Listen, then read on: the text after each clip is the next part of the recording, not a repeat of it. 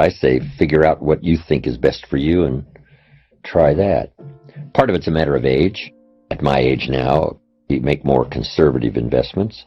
Younger, you make bolder investments that could pay big dividends if it cashed in well. But a mixture of things that have a chance to have some good growth. But I think you have to decide your own aversion to risk, whether or not you can really tolerate it. I remember when those discoveries started coming out, if you paid off your home in 15 years instead of 30, by adding what, one more payment a year, some simple plan, you saved more than the price of the house. Everybody said, whoa, just with some better information. Now, some people really don't care as long as their payments are low. They'll pay the extra price of the house just because the payments are low. And that's one philosophy. But it's not a good one. And if you're got credit cards, right, that are at 14% and 16%, if you pay off of those, it's hard to find an investment, especially these days, that'll pay that kind of return. So paying off your credit cards, and paying off your home in 15 years instead of 30. Of course, now you can buy a home, get a 15-year mortgage. You know, why not save? Why not be prudent? Why not be careful? It's good practice. Even if you're rich, it's just good practice to be as prudent as you can, not to be stingy, not to try to cheat somebody, but to do wise things with your resources. Two things, the big challenge in Life Adventure 1, the full development of all of your potential, that's number one. Second is the wise use of all your resources, including your money and your time, which are two of the major resources, how to use your time and how to use your money. But teaching kids proper philosophy, it's important not to have a savings account. It's important to have an investment account. Just to change in terminology, it's the same money, but it depends on whether you put it in an investment account or a savings account. All kids need is just one or two little lessons, and they can say, well, it'd be a lot better to put it in an investment account instead of a savings account. I mean, that doesn't take 10 years of college to figure out. Sometimes you got to have some help. Go to somebody and say, look, here's how deep I'm in, and here's the real deal. What could I do? Find somebody who's got some good alternate plans. If you go this way, it's a bit severe. Maybe the family can't quite tolerate that severe a program for the future. Here's one a little better, but it'll just take a little longer. Because there's nothing more exhilarating, really, in terms of self-worth and self-esteem than just getting started. At least I'm not in reverse anymore. Who was it that said that if you're in a hole, stop digging, right? At least stop where you are and see if you can't now build a ladder, the best one you can design at the moment, with some help. But I think if it's a matter of finances and if you're overwhelmed and you've gotten in trouble with credit cards and all, I'd find somebody who knows some pretty good strategy for getting out of it. They've even got some programs, right, that'll hold off the collection people, not to go bankrupt, but just to give you, if they're convinced that you've gotten a new plan, rather than push you into bankruptcy, there's some places you can go that'll help you sort of rearrange your whole portfolio and start digging your way out. And it's surprising, once you start making progress, you get excited about it. The numbers don't have to be huge and big, as long as you're making progress. And I came up finally with the 70, 10, 10, and 10. Don't spend more than 70% of your income. 10% for church or charity, 10 cents active capital, buy and sell, see if you can make a profit, and 10% for passive capital, let somebody else use your money, pay you interest, dividends, stock increase, whatever. It's a pretty good plan, 70, 10, 10, and 10. A lady in Mexico the other day said, I heard your plan 10 years ago, I followed it. She said, I'm now a millionaire. I own 2 different properties because you also said don't buy the second car until you've bought the second house. It's not cars that make you rich. It's real estate that makes you rich. She said, I'm now about to buy the 3rd house, so I'm now giving myself the luxury of buying the 3rd car. Simple little ideas. And she said, I followed the 70, 10, 10, and 10, taught it to other people. They're following it and getting great results. One thing I didn't know when I was growing up and found out at age 25, that you could work both on your living and your fortune at the same time if you had a good plan. Don't just work on your living, work on your fortune.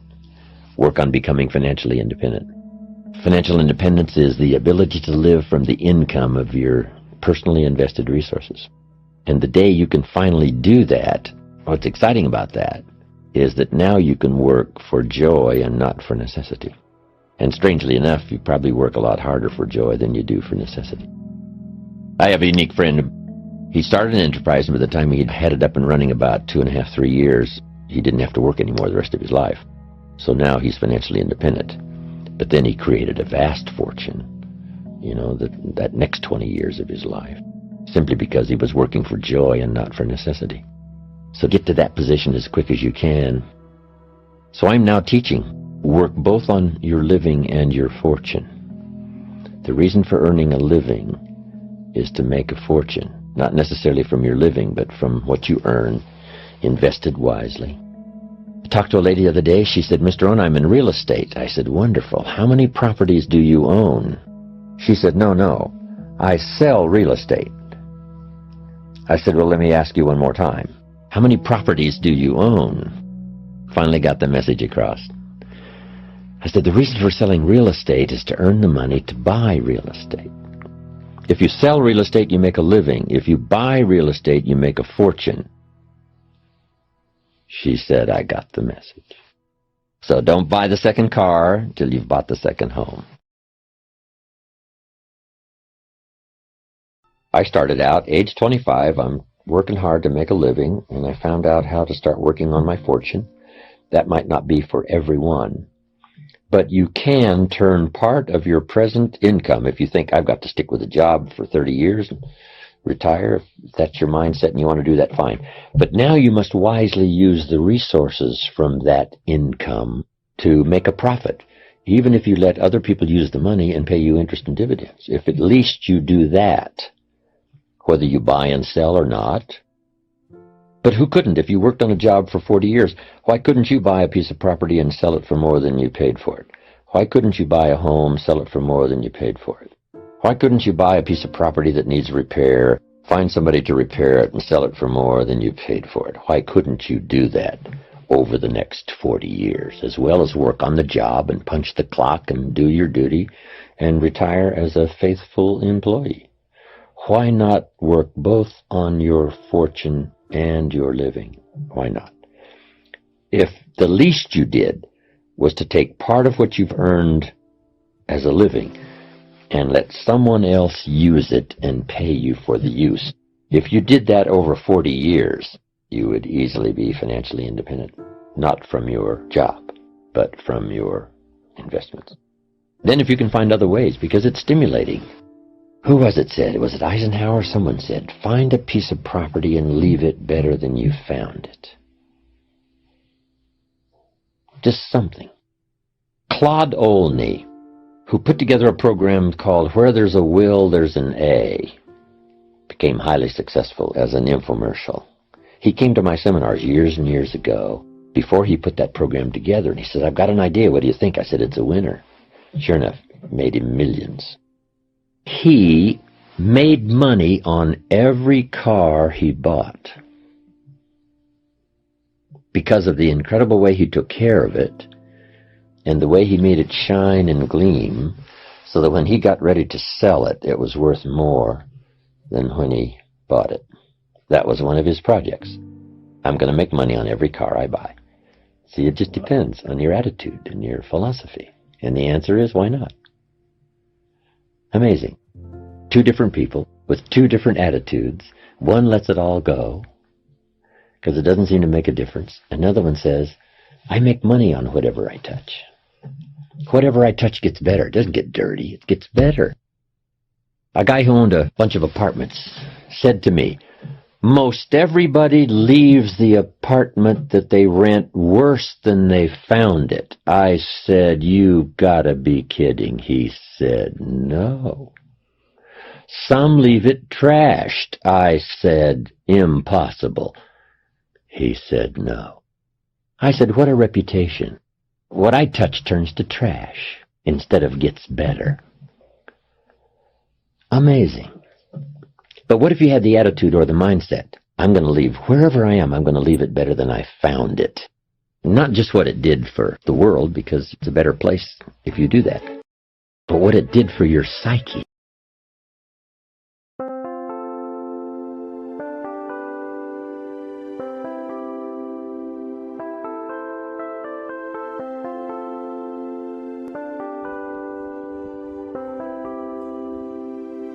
Chẳng thể quên khi cơn mưa đêm lại về.